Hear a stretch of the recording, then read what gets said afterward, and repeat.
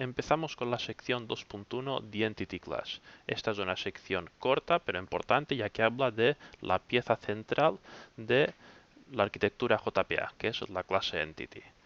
Aquí vemos el aspecto que podría tener una clase Entity mínima pero ya funcional. Entonces tenemos que lo que la define como entidad es la anotación @entity. En caso de que estemos utilizando el sistema de anotaciones, sería un elemento en caso de que estuviésemos utilizando un descriptor XML.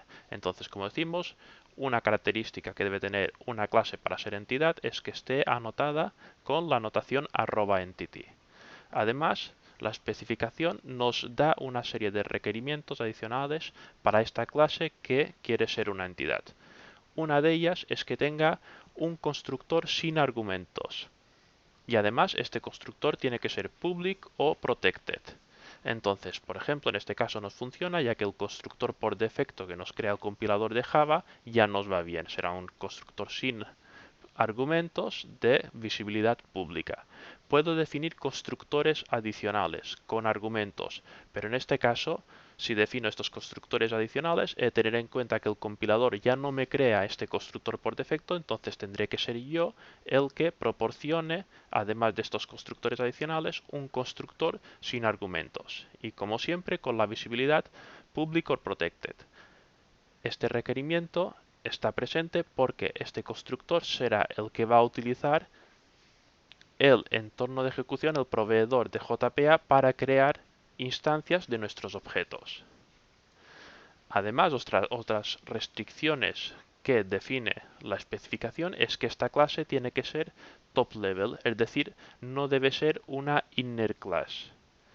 Esto es un requerimiento que nos pone la especificación, pero que después, como con otras restricciones, se relaja en el caso de proveedores de JPA concretos. Por ejemplo, tanto Eclipse Link como Hibernate nos permiten tener entidades que sean inner classes, eso sí, estáticas. Pero si queremos que nuestra aplicación sea portable entre distintos proveedores de JPA, pues mejor adherirnos a la especificación y hacer que todas nuestras entidades sean clases top level. Otro requerimiento de nuestras clases de entidad es que deben ser clases no finales, non-final. El motivo, la justificación de esto es que una clase final, definida como final, no permite construir subclases a partir de esta definición, y este mecanismo o este recurso de crear subclases de nuestra clase entidad es el que utilizan en tiempo de ejecución muchos mecanismos de persistencia para proveer funcionalidad, como es el caso por ejemplo de lazy load. Entonces nos encontraremos que otra vez estas implementaciones a veces relajan las restricciones de la especificación. Entonces, por ejemplo, nos pueden permitir entidades que sean clases final, pero para estas clases el mecanismo de lazy load no está activado. Entonces, otra vez, mejor, la recomendación sería adherirnos a este requerimiento, hacer nuestras entidades que sean clases no finales. Además, no pueden ser estas clases ni enums ni interface, aunque sí que está permitido que esta clase sea abstracta. De hecho, clases abstractas, entidades que son clases abstractas, se van a utilizar, lo veremos más adelante, como una de las estrategias que tengo para implementar la herencia en JPA. ¿Qué restricciones o qué obligaciones tengo a la hora de utilizar la herencia en mis clases entidades? Bueno, pues aquí veremos que existe bastante libertad. Por ejemplo, mi clase puede implementar serializable. Lo que la especificación me indica que, una clase que es una entidad no está obligada a implementar esta interfaz.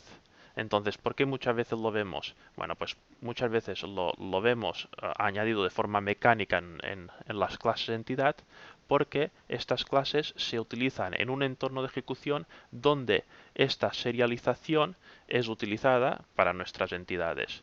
Por ejemplo, si mis entidades van a ser devueltas a través de una interfaz remota, van a ser pasadas por valor, entonces en este caso será necesario que mis clases entidad implementen serializable, pero digamos que no es un requerimiento de la propia especificación, sino del entorno donde se suelen utilizar estas entidades. La herencia se puede utilizar con mucha libertad.